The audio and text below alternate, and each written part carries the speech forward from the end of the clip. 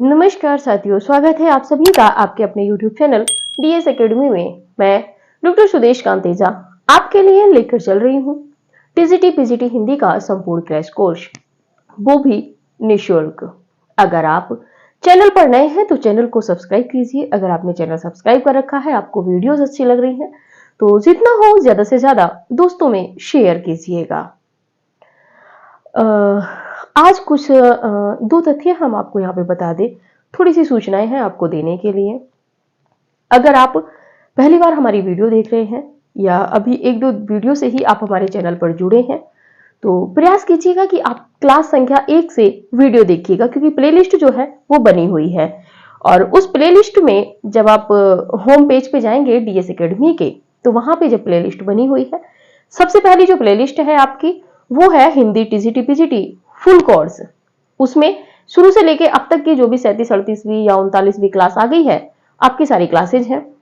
इसी के नीचे जो नेट जेआरएफ की तैयारी कर रहे हैं या कुछ जो कैंडिडेट झारखंड की भी तैयारी कर रहे हैं, उनके से संबंधित भी कुछ वीडियोस वहां पे हैं, जिसमें हमने शुरू में पीडीएफ के माध्यम से पढ़ाया था, जिसमें आपको गोदान उपन्यास मिल जाएगा, बाकी की जो रचनाएं हैं वो भी मिल जाएंगी।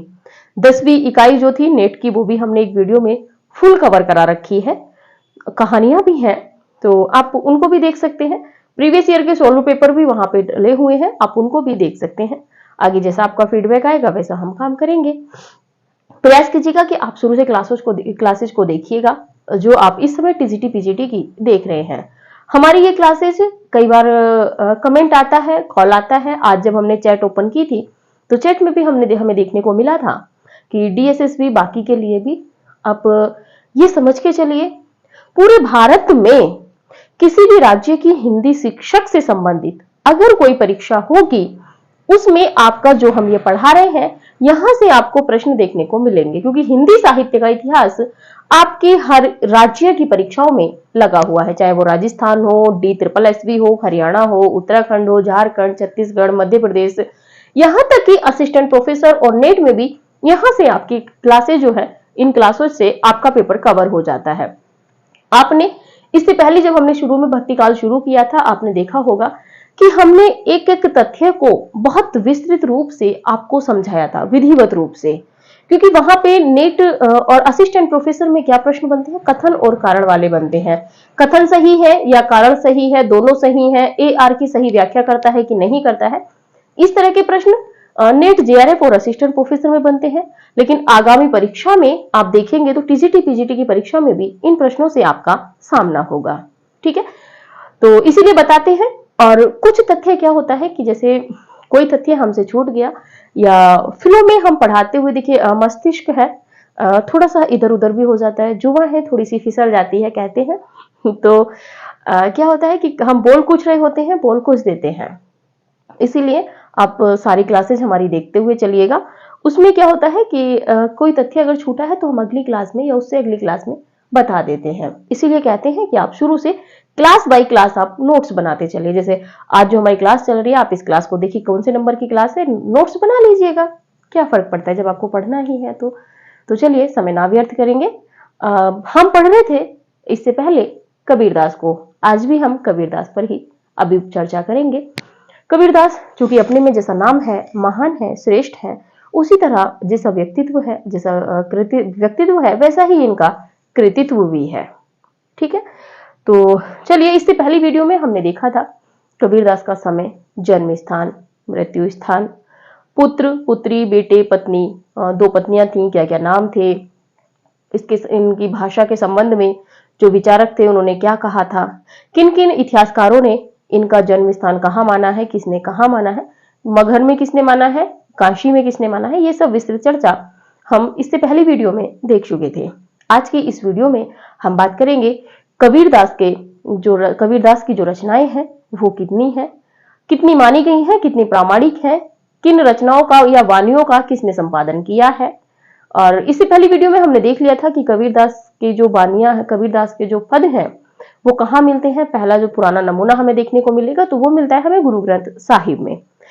इस वीडियो में हम बात करेंगे उनकी रचनाओं की, उनकी विस्तृत चर्चा भी हम करेंगे, और उसके साथ ही में हम देखेंगे कि कबीरदास पे जो आलोचनात्मक पुस्तकें आई हैं अभी तक, जो परीक्षा उपयोगी दृष्टि से बहुत महत्वपूर्ण है, हम उन पर भी चर्चा करेंगे। तो चलिए चलते हैं कबीरदास पे।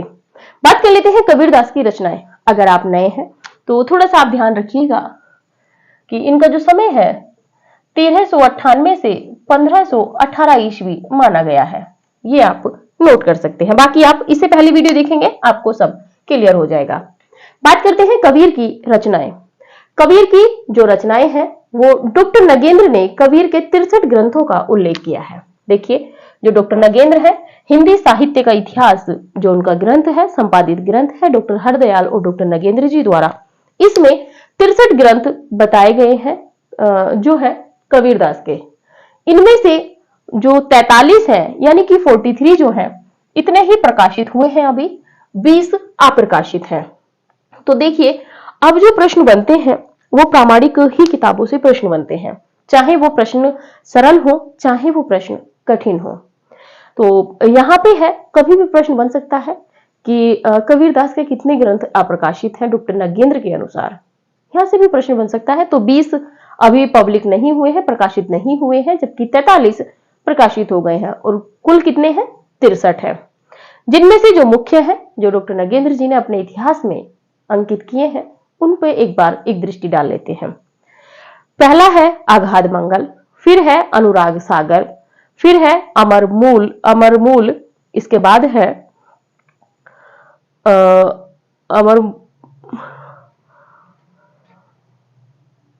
हाँ, अमर मूल के बाद में है अक्षर खंड की रमैनी, इसके बाद है अक्षर भेद की रमैनी, अक्षर खंड की रमैनी और अक्षर भेद की रमैनी। उग्र गीता, उग्र गीता भी कबीरदास की ही रचना मानी गई है। कबीर की बानी, कबीर गोरख की गोष्ठी, कबीर की साखी, बीजक, बीजक तो आपको पता ही है, आपने सबने बीजक के विषय में पढ़ा है कि धर्मदास ने इसका संपादन किया था। किस समय किया था? 1464 ईस्वी में। अभी विस्तृत पढ़ेंगे, थोड़ा सा बता दें इसके विषय में। इसके बाद में आपने देखा था ब्रह्म निरूपण, ब्रह्म निरूपण के बाद में है मोहम्मद बोध, रेखता, विचारमाला, विवेकसार, शब्दावली, हंस मुक्तावली और ज्ञान सागर। ये जो 18 रचनाएं हैं, ये आपकी हमें डॉक्टर नगेंद्र के इतिहास से मिली हैं, क्योंकि जो प्रश्न बनते हैं वो प्रामाणिक इतिहासों से ही प्रश्न बनते हैं। तो देखिए, यहां पे प्रश्न कैसे बनेगा? यहां पे कोई भी रचना दे देगा, जैसे उग्र गीता है, उग्र गीता थोड़ी अलग सी रचना हमें लग रही है, यूनिक है, तो ये रचना देके प्रश्न कर लेगा कि इस रचना के रचनाकार कौन है। अब हमने तो अभी तक जो पढ़ा है, बीजक धर्मदास ने संपादित की थी, इसके 3 भाग है, साखी सवद रमैनी। अब हमने उग्र गीता तो पढ़ी नहीं, क्योंकि नगेंद्र जी का इतिहास हमने पढ़ा नहीं, इतना मोटा सा है, कौन पढ़ेगा उसको, है ना। शॉर्टकट का काम अपनाना है, जैसे कि हमें व्हाट्सएप मैसेज करते हैं और पर्सनली भी मैसेज करते हैं व्हाट्सएप से कि मैम पीडीएफ नोट्स हिंदी साहित्य का हमें कब तक मिलेगा, और कई तो हमें फोन करके भी कह देते हैं व्हाट्सएप मैसेज करके कि हम लेफ्ट कर रहे हैं। अरे भैया कर जाइए, ग्रुप से बाहर हो जाइए। हमने कब कहा है कि हमारे समूह में आके जुड़िए, आपको आवश्यक चीजें मिल रही हैं तो जुड़ेंगे आप, नहीं तो कोई बात ही नहीं। आप नोट्स अपना बनाइए, क्यों शॉर्टकट के चक्कर में पड़े हो। तो चलिए, ये रचना है उग्र गीता। यहां से प्रश्न बन सकता है कि उग्र गीता के रचनाकार कौन है। कबीरदास भी रखे मिलेंगे, बाकी के और भी नए 1 या 2 नए रखे मिलेंगे, बाकी संत काव्य से संबंधित मिलेंगे। हम फिर वहां पे कंफ्यूज हो जाते हैं कि उग्र गीता तो पढ़ी नहीं, कबीरदास के तो 3 पढ़े हैं, साखी सवद रमैनी, और वहीं पे कबीरदास जी को हटा के सबसे पहले हम विकल्प में कबीरदास को ही काटेंगे। जब 4 विकल्प हमारे रखे मिलेंगे हमें, सबसे पहले हम कबीरदास जी का ही विकल्प काटेंगे। जैसे सीधा सीधा प्रश्न मिला है, उग्र गीता के रचनाकार हैं, ठीक है। पहला रखा मिले आपको कबीर, दूसरा मिले रैदास, तीसरा मिले आपको सपोज मानिए आप यहां से थोड़ा आगे बढ़ते हैं, आधुनिक काल में पहुंच जाते हैं,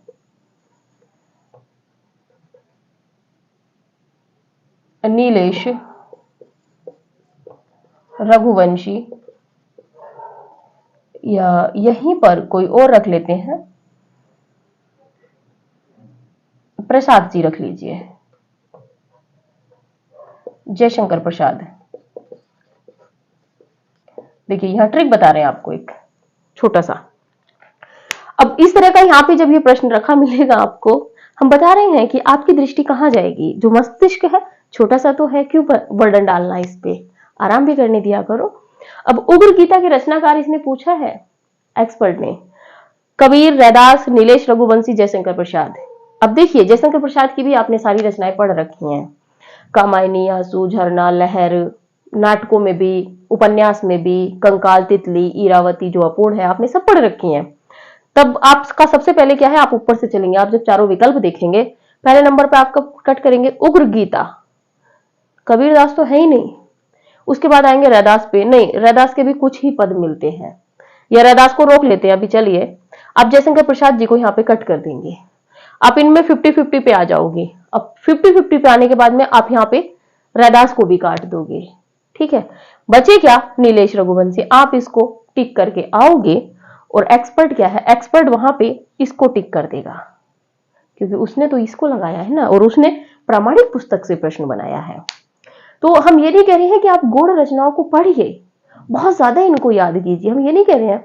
हम कह रहे हैं जो मूल है, जो बहुत ज्यादा पूछी जाती हैं, आप उनको तो पढ़िएगा ही, लेकिन साथ में इनको भी सरसरी निगाह में आप पढ़ते रहिएगा, याद ना करिएगा। आप आराम से चिंतन मनन करते हुए एक बार देख के, 2-3 बार जब आप देख के निकल जाएंगे, या जैसे हम बोलते हैं तो आप वीडियो को देखिए, रिकॉर्डेड वीडियो का या हमारी जो वीडियोस हैं उनका ये फायदा है कि आप कुछ भी काम कर रहे हैं आप रख के सुन भी सकते हो। एक बार सुनिए, 2 बार सुनिए, 3 बार सुनिए, घूमते घूमते चीजें आपको याद हो जाएंगी। तो इनका यह है कि ये विकल्प काटने में भी आपको सहायता करेंगे, ठीक है। तो आप स्क्रीनशॉट लीजिए ये जो 18 रचनाएं हैं, इसके बाद आगे बात करते हैं बीजक पर।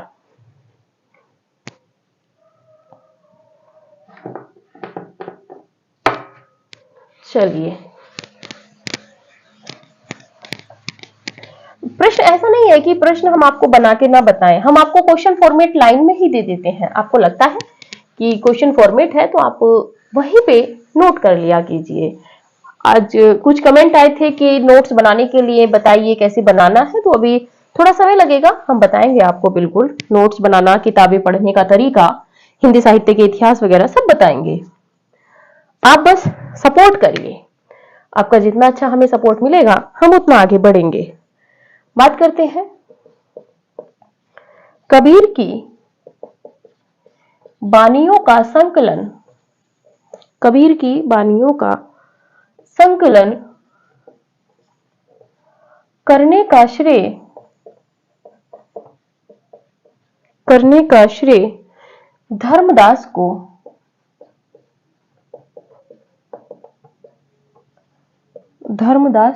जाता है। धर्मदास को जाता है। उन्होंने यानी कि धर्मदास ने बीजक, और बीजक का समय क्या था, 1464 ईस्वी, 1464 ईस्वी में किया था। बीजक 3 भागों में विभक्त है। बीजक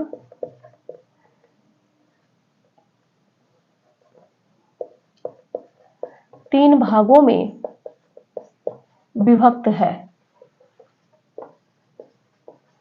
3 भागों में विभक्त है। कौन कौन से भाग है?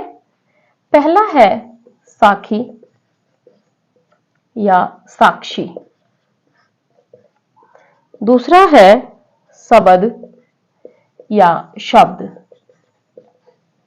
तीसरा है रामायणी। ठीक है, बात कर लेते हैं थोड़ा सा विस्तृत साखी के विषय में। साखी के विषय में विस्तृत देखते हैं। यह संस्कृत के साक्षी शब्द का विकृत रूप है।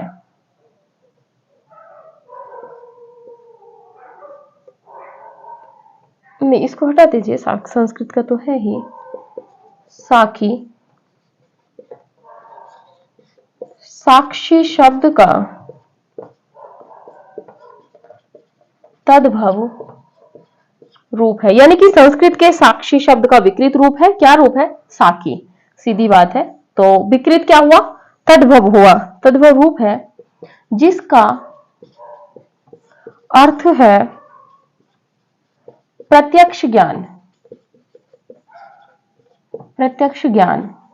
साक्षी कहते हैं ना कि साक्षी का मतलब होता है कि मैं गवाह हूं, मैं प्रत्यक्ष था वहां पर, जो साक्ष्य से ही साक्षी बना है। ठीक है, प्रामाणिकता जिसमें होती है। इसके 59 अंग हैं। इसके 59 अंग या कहें भाग हैं। इसका पहला अंग गुरुदेव को अंग है। अंग है वह अंतिम अभिहड़ को अंग, अभिहड़ को अंग है। ठीक है, बात कर लेते हैं। यह दोहा छंद में लिखा गया है। यह दोहा छंद में लिखा गया है। इसके बाद में एक और तथ्य है, इसकी भाषा सदुक्कड़ी है। साकी की भाषा कैसी है? तो सदुक्कड़ी।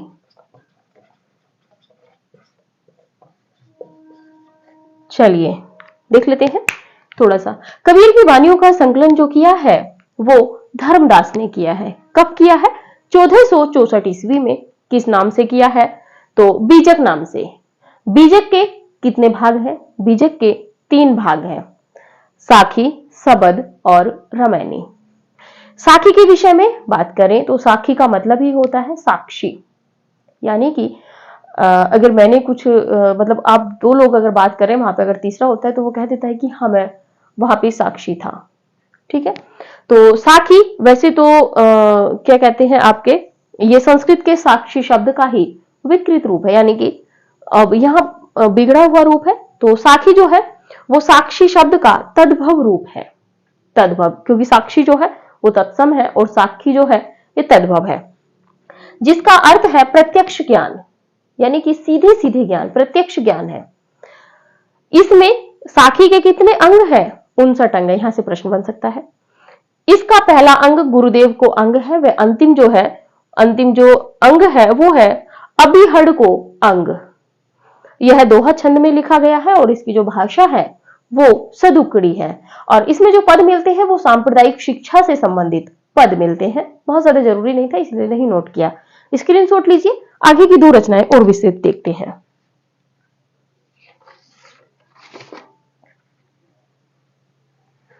चलिए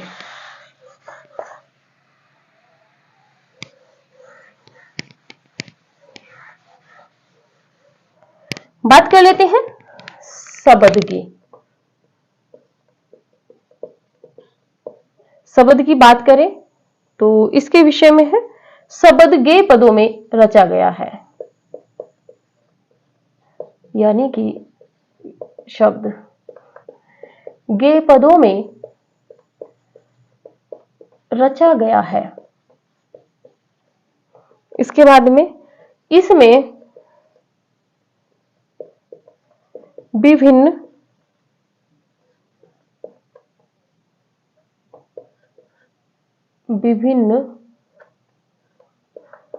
राग रागिनियों का निर्वाह प्रचुर मात्रा में हुआ है। इसकी भाषा ब्रज है। इसकी भाषा ब्रज है। इसमें 23 अंग या कहें भाग है, या जो पद होते हैं। तीसरे नंबर पर बात कर लेते हैं रामायणी, जिसका अर्थ होता है रामायण। रामायण या रामायण, यह दोहा व चौपाई में रचित है। यह दोहा व चौपाई में रचित है। कहीं कहीं पे चौपाई भी दिया गया था, लेकिन ऐसा नहीं, दोहा और चौपाई दोनों में रची गई है रामायणी। इसमें कबीर के रहस्यवादी विचार मिलते हैं। इसमें कबीर के रहस्यवादी विचार मिलते हैं। इसकी भाषा ब्रज है। इसकी भाषा ब्रज है। इसके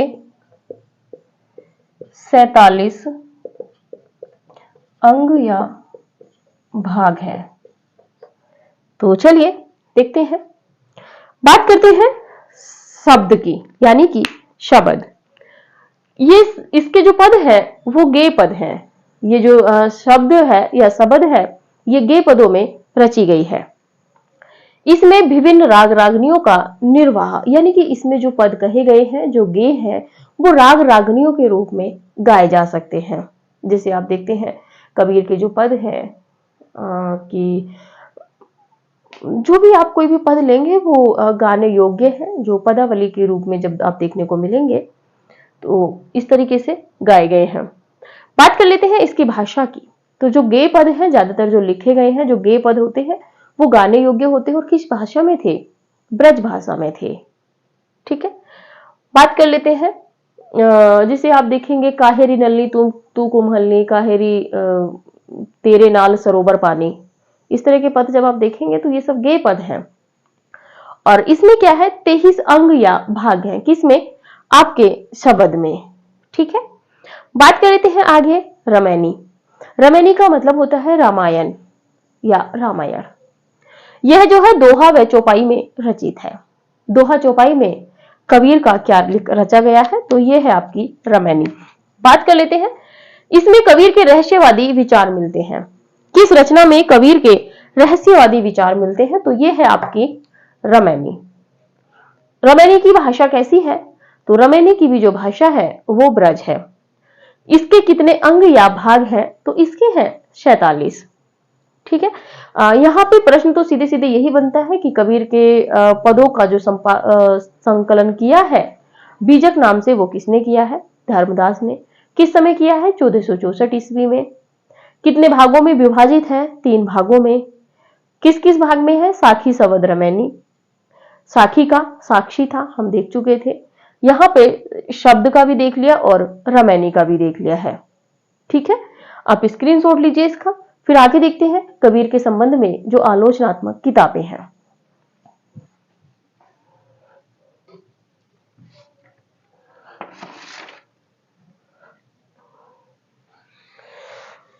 बहुत किताबें लिखी गई हैं कबीर पर, जो आलोचनात्मक किताबें हैं। अभी भी शोध चल रहे हैं। शोध का मतलब होता है सीधा सीधा कि अगर हम ही कबीर पर शोध किए होते तो हमारी भी बुक कबीर पर ही होती। इस तरह से होता है। देखते हैं कबीर पर लिखी गई आलोचनात्मक पुस्तकें।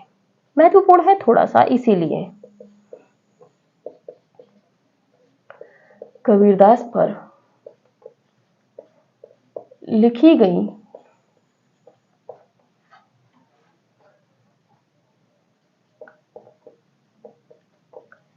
आलोचनात्मक पुस्तकें जो परीक्षा उपयोगी दृष्टि से महत्वपूर्ण है, उन्हीं को हम यहाँ पे नोट कराएंगे। बात कर लेते हैं कबीर ग्रंथावली। देखिए, कबीर ग्रंथावली के नाम से कई लोगों ने लिखी है, लेकिन हम एक ही के आगे लिख देते हैं। बात कर लेते हैं डॉक्टर श्याम सुंदर दास। डॉक्टर श्याम सुंदर दास। बात कर लेते हैं डॉक्टर माता प्रसाद गुप्त। डॉक्टर माता प्रसाद गुप्त। बात कर लेते हैं डॉक्टर पारसनाथ तिवारी। डॉक्टर पारसनाथ तिवारी। और इन सभी तीनों ने किस नाम से पुस्तक लिखी है? जो कबीर के ऊपर लिखी है, कबीर ग्रंथावली के नाम से। दूसरे नंबर पे बात करें तो कबीर बचनावली। कबीर बचनावली। कबीर बचनावली के नाम से किसने लिखी है? तो ये लिखी है अयोध्या सिंह उपाध्याय हरिओध। हरिओध जी ने ये पुस्तक लिखी है कबीर बचनावली। आगे बात कर लेते हैं सीधा सीधा कबीर। कबीर नाम से जो आलोचनात्मक पुस्तक लिखी है बहुत महत्वपूर्ण है। ये है आचार्य हजारी प्रसाद द्विवेदी। आचार्य हजारी प्रसाद द्विवेदी बहुत महत्वपूर्ण आलोचक है और ये किताब भी है, और इसी कबीर नाम की किताब ने ही कबीरदास को प्रतिष्ठित किया है। संत कबीर। संत कबीर इसके रचनाकार है डॉक्टर रामकुमार वर्मा। डॉक्टर रामकुमार वर्मा। इसके बाद में अगली रचना पे बात कर लेते हैं कबीर का रहस्यवाद।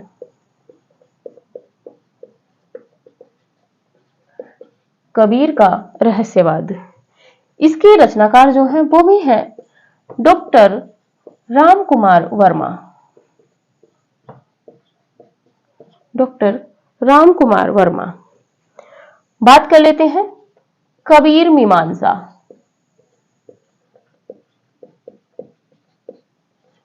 कबीर मीमांसा के रचनाकार हैं डॉक्टर रामचंद्र तिवारी। डॉक्टर रामचंद्र तिवारी जी का गद्य साहित्य का इतिहास जो है वो महत्वपूर्ण है। अगर आपके पास समय है, असिस्टेंट प्रोफेसर या नेट की आप परीक्षा की तैयारी कर रहे हैं, आप उसको अवश्य पढ़िए। टीजीटी पीजीटी के लिए थोड़ा सा हार्ड है वो, अगर समय है तो पढ़ सकते हैं। कबीर साहित्य की परख। अगली रचना है कबीर साहित्य की परख, और ये जो किताब लिखी है आचार्य परशुराम चतुर्वेदी। आचार्य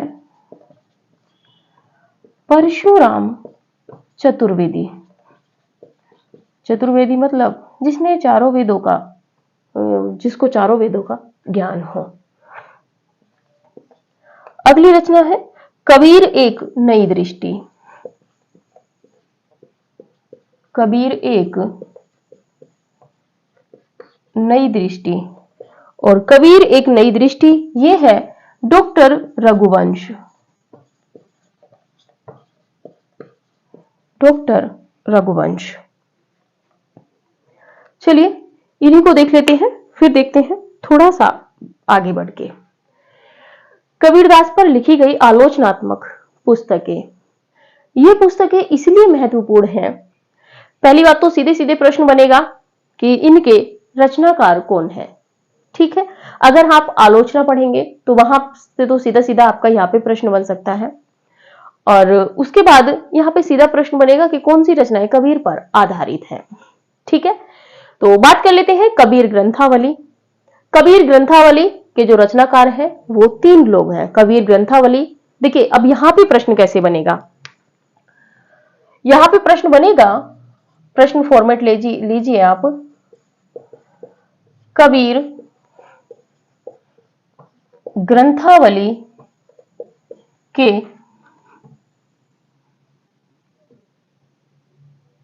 संपादक रचनाकार नहीं है, ऐसे ही लिख लेते हैं सीधा सीधा के रचनाकार नहीं है। ठीक है, पहले नंबर पे आपको मिलेंगे श्याम सुंदर दास। श्याम सुंदर दास। दूसरे नंबर पर वही मिलेंगे आपको माता प्रसाद गुप्त, माता प्रसाद गुप्त। तीसरे नंबर पर वहीं आपको मिलेंगे पारसनाथ तिवारी। पारसनाथ तिवारी के बाद में फोर्थ नंबर पर आपको मिल जाएंगे अयोध्या सिंह, क्योंकि एक्सपर्ट बहुत चालू होता है, आप ही को फंसाता है आप ही के क्वेश्चन उत्तर में। अयोध्या सिंह उपाध्याय, हरिओद। ठीक है, अब इसमें कैसे प्रश्न रखेगा कि कबीर ग्रंथावली के रचनाकार नहीं है। अब आपने तो सीधा सीधा पढ़ रखा था, लेकिन यहां पे नहीं मिल गया, नहीं पे उसने अटका दिया। क्यों? क्योंकि नहीं क्यों दिया है उसने? क्योंकि यहां पर एक रचना के संबंध में 3 रचनाकार उसको पता है, इसीलिए वो यहीं से प्रश्न उठाता है। तो हम इसीलिए कहते हैं जहां पे आपको 2 या 3 तथ्य कोरिलेट एक जगह मिल रहे हैं, तो आप मान के चलिए कि वहां से प्रश्न बनने की संभावना रहती है। किसी रचना में एक सा वर्णीय विषय है, आप उसको एक तरफ लिखिए। जैसे राम की रचनाओं का जो वर्णीय विषय है, कुछ रचनाओं का वर्णीय विषय राम है, जैसे कि पौमचर्यो राम पर आधारित है, तुलसीदास की रचनाएं राम पर आधारित है, कुछ रचनाएं जो है राम का वर्णन जिनमें मिलता है, आप आगे चल के मैथिली शरण गुप्त बाकी बाकी देखेंगे तो उसमें भी आपको राम का वर्णन मिलेगा। तो इस तरह की रचनाओं को आप कोरिलेट करके अलग अलग लिख के रखिए थोड़ा सा। अब जैसे यहीं पे बनेगा कबीर ग्रंथावली के रचनाकार नहीं है, नया प्रश्न अभी तक बना नहीं है, लेकिन हमारी जो दृष्टि है कह रही है कि प्रश्न बनेगा आने वाले टाइम में। अब श्याम सुंदर दास है, माता प्रसाद गुप्त है, पारसनाथ तिवारी है, अयोध्या सिंह उपाध्याय, हरिओद जी हैं। अब आपको कहां कंफ्यूजन होगा? अगर आप नहीं पढ़े हैं तब तो आपको सारों में ही डाउट होगा, लेकिन अगर आपने पढ़ा है ग्रंथावली और वचनावली, तो वचनावली और ग्रंथावली में थोड़ा सा ही अंतर है, तो आप हो सकता है एक बार को कंफ्यूज हो जाए, इसीलिए यहां पे प्रश्न देगा। अगर आप नहीं पढ़े होंगे तो आप कुछ भी लगा सकते हैं, और अगर आप पढ़े हैं तो श्याम सुंदर दास जो हरिओद है, अयोध्या सिंह उपाध्याय हरिओद, इन्होंने कबीर ग्रंथावली नहीं लिखी है, बल्कि इन्होंने क्या लिखी है? कबीर वचनावली। ठीक है, तो इस तरह के प्रश्न कोरिलेट रचनाओं से बन जाते हैं, या जो एक मत के समर्थक 3 से 4 आलोचक या विद्वान होते हैं। ठीक है, आगे बात कर लेते हैं कबीर वचनावली। कबीर वचनावली के रचनाकार अयोध्या सिंह उपाध्याय हरिओद है।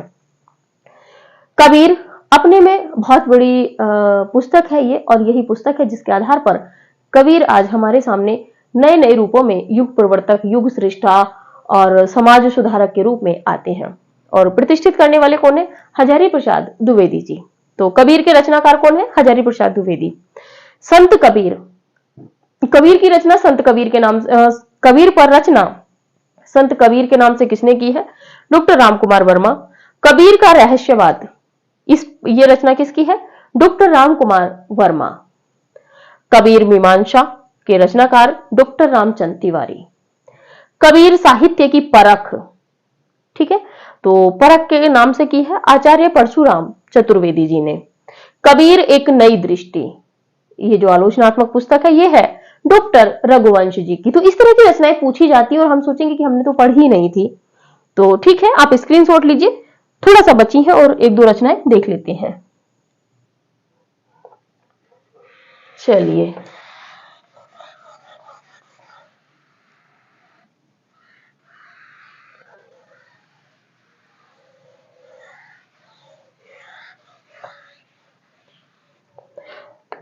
बात कर लेते हैं आगे। कबीर बाज भी कपोत भी, जो भी नंबर हो आप डाल दीजिएगा। कबीर बाज भी कपोत भी, कबीर बाज भी कपोत भी, और साथ में क्या है? पपीहा भी। और ये किसने लिखी है आलोचनात्मक पुस्तक? Doctor Dharmveer, doctor Dharmveer. आगे है कबीर और रामानंद की किंवदंतियां। कबीर और रामानंद की किंवदंतियां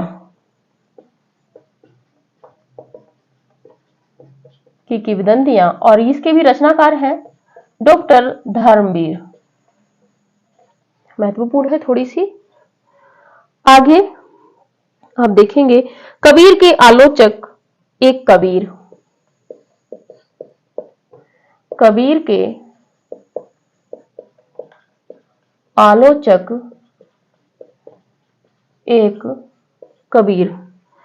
कबीर के आलोचक एक कबीर, इसके भी रचनाकार है डॉक्टर धर्मवीर।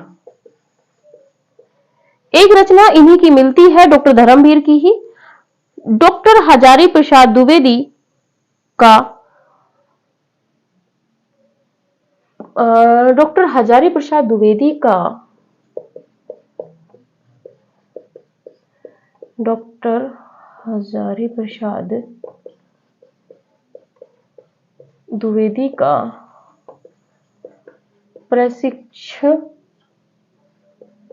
प्रशिक्षण चिंतन, ऐसे करके ही कुछ रचना है। प्रशिक्षण चिंतन, ये भी डॉक्टर धर्मवीर की है। ध्यान आ रही थी स्मृति में, थोड़ा सा डाउट होगा तो बता देंगे, आप बहुत ज्यादा माइंड ना कीजिएगा। प्रक्षिप्त चिंतन कीजिए, प्रक्षिप्त चिंतन, प्रक्षिप्त चिंतन, ये थी आपकी कबीर पर रचनाएं, कबीरदास पर। थोड़ी सी कबीर के विषय में जो इन्होंने जो विरोध किया है वो देख लीजिए। चलिए इतना ही देखते हैं, ज्यादा नहीं आज। तो देखिए, कबीर बाज भी, कपोत भी, पपीहा भी, ये रचना पूछी गई है नेट की परीक्षा में। किसने लिखी है? जब सुमेलित वाले जो क्रम आता है रचनाओं में, सुमेलित करने के लिए जो प्रश्न आते हैं उसमें ये प्रश्न बने हैं। कबीर बाज भी, कपोत भी, पपीहा भी किसकी रचना है? डॉक्टर धर्मवीर की। कबीर और रामानंद की किंवदंतियां, इसके रचनाकार भी डॉक्टर धर्मवीर है। कबीर के आलोचक एक कबीर, कबीर के आलोचक एक कबीर, ये भी जो रचना है डॉक्टर धर्मवीर जी की है। डॉक्टर हजारी प्रसाद द्विवेदी का प्रक्षिप्त चिंतन, और ये भी जो रचना है ये भी आपके डॉक्टर धर्मवीर जी की है। तो देखिए, ये हमने देखा कबीरदास को। आज हम कबीरदास को इतना ही देखेंगे, और हमें नहीं लगता कि कबीरदास से जो प्रश्न बनने वाले हैं, अगर कथनों को छोड़ दिया जाए तो यहां से बाहर आपका प्रश्न जाएगा। बहुत डीप और बहुत विस्तृत रूप में हमने आपको समझाया है। अगर कहीं तथ्य आपको कोई समझ में नहीं आता है, आप कमेंट कर सकते हैं। व्हाट्सएप ग्रुप में आप अगर ज्वाइन है तो रविवार को, प्रत्येक रविवार को वॉइस चैट खोली जाती है। व्हाट्सएप की जो चैट है वो खोली जाती है, आप उसमें कमेंट कर सकते हैं। आप क्या कीजिएगा, आप पूरे सप्ताह का जो डाउट्स होते हैं आपके, उनको नोट करके रखा करिए एक पेज पे। जैसे ही आपकी रविवार को चैट ओपन होती है, आप वैसे ही या तो फोटो के माध्यम से आप उन क्वेश्चनों को डाल सकते हैं, या आप लिख के भी उनका समाधान ले सकते हैं। ठीक है। और अगर ज्यादा ही कोई आपको समस्या है तो डिस्क्रिप्शन में नंबर दिया गया है 93 068, पुनः दे देते हैं 93 068 99 173। इस नंबर पर शाम को 7 या 8 से 9 बजे आप कॉल कर सकते हो। 8 से 9 बजे आप इस पे कॉल कर सकते हो, और जो भी आपकी समस्या है, कई समस्याएं हो जाती हैं। अगर आपने नेट जीआरएफ क्वालिफाई कर लिया है, आप शोध कहीं करना चाह रहे हैं, तो सिनॉप्सिस से संबंधित कोई तथ्य है, या कॉम्बिनेशन को लेके तथ्य है, या और भी कोई तथ्य हो जाता है, पुस्तकों से संबंधित कोई तथ्य है आपका, आप किसी दुविधा में है, तो आप जब भी आपको समय मिले शाम को 8 से 9 के बीच में आप कॉल कर सकते हैं। ठीक है। तो ये है, और जो भी आपके कमेंट रहा करे आप कमेंट कीजिए, और अंत में बस हम इतना ही कहेंगे कि जितना हो ज्यादा से ज्यादा आप वीडियो को शेयर कीजिएगा, क्योंकि हमें भी आपकी प्रतिक्रिया जो है वो मिलती रहती है, तो थोड़ा हमें भी अच्छा लगता है, क्योंकि हम भी आपके लिए निस्वार्थ रूप से इतनी मेहनत कर रहे हैं। देखिए, अब कथनों का आप सुन लीजिएगा। अगर आपको कथन व्हाइट बोर्ड पर ही लिखवा के समझाए जाए, आप वो कमेंट कीजिएगा, और नहीं तो हम पीडीएफ के माध्यम से आपको कथन जो है, जितने भी प्रामाणिक कथन है, वो शुक्ल जी के इतिहास से हो, नगेंद्र जी के इतिहास से हो, बच्चन सिंह, रामस्वरूप चतुर्वेदी, हिंदी साहित्य का सरल इतिहास विश्वनाथ त्रिपाठी जी का, या और भी जो आलोचकों के कथन है, अगर वो आपको हम हैंडराइटिंग में अगर पीडीएफ के माध्यम से व्हाट्सएप ग्रुप में दें, तो क्या वो सही है या बोर्ड पे लिखें तब आपको सही रहेगा। जो भी हो अपनी फीडबैक दीजिएगा जैसे ही क्लास अपलोड होती है, और कोशिश कीजिए जैसे ही क्लास अपलोड होती है आप वैसे ही क्लास को देख लिया करिए, क्योंकि डाउट फिर अगर पुराना हो जाता है तो बहुत ज्यादा जब कमेंट कई वीडियो पीछे निकल जाती है तो फिर उसमें हमारा भी ध्यान नहीं जाता है। हम अगर आज की वीडियो है तो हम क्लास रिकॉर्ड करने से पहले ही कमेंट सबकी देखते हैं। तो कोशिश किया कीजिए कि वीडियो डलने के 1-2 घंटे बाद ही, क्योंकि शाम की वीडियो जो है वो 4 से 6 के बीच में कभी भी अपलोड हो जाती है, तो आप 2 बजे से जो सुबह 11 बजे क्लास चल रही है वो आप 1 या डेढ़ 1 बजे तक कोशिश कीजिए देख के जो भी आपका डाउट है या जो भी आपकी कमेंट है, जो भी कोई आपकी समस्या है, आप उसमें कमेंट कर दीजिए ताकि अगली वीडियो में हम उसका समाधान कर दें। ठीक है, तो ये थोड़ी सी तथ्य हैं, आप मतलब छोटी छोटी बातें हैं, आप इनको ध्यान में रख के थोड़ा तैयारी कीजिए, क्योंकि निरंतरता देखिए हर चीज में आवश्यक है। अगर आप सबसे पहले तो यह है कि आप अपनी पढ़ाई में भी निरंतरता रखिएगा। क्लास का अभी शेड्यूल हमने आज भी फीडबैक मांगा था ग्रुप में, फीडबैक मिला नहीं था, तो थोड़ा सा क्या है कि जैसे ही आपकी जो प्रतिक्रिया रहेगी, जैसे ही वीडियो की प्रतिक्रिया, आप वीडियो पे आप प्रतिक्रिया दोगे, वैसे ही जो क्लास है वो अपलोड होने का फिर टाइम निर्धारित हो जाएगा, सुबह 11 बजे या शाम को 5 बजे या 6 बजे जो भी रहेगा, फिर एक ही टाइम हो जाएगा। कभी किसी कार्य की वजह से, आवश्यकता की वजह से हो सकता है कि उस समय ना हो पाए, अगर नहीं होगा तो व्हाट्सएप ग्रुप में सूचित कर दिया जाएगा। तो जितने भी कैंडिडेट है व्हाट्सएप ग्रुप से जुड़ जाइएगा। ठीक है, तो चलिए इतना ही है आज के लिए, इतना ही। मिलते हैं अगली क्लास में। जैसी आपकी फीडबैक रहेगी वैसे ही हम अगली वीडियो बनाएंगे, क्योंकि अगर आप कहेंगे हमसे कि आलोचकों के कथन वो व्हाइट बोर्ड पर आपको समझ के पढ़ने हैं तो आप वो हमें फीडबैक दीजिएगा, और अगर आपको लगता है कि समय की बचत हमें भी करनी है मैम के साथ में, तो हम आपको पीडीएफ के रूप में कथन दे देंगे कबीरदास जी के।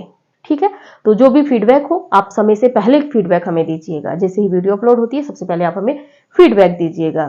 ठीक है, तो चलिए आज यहीं तक था, मिलते हैं अगली क्लास में अगले नए तथ्यों के साथ में। तब तक के लिए नमस्कार।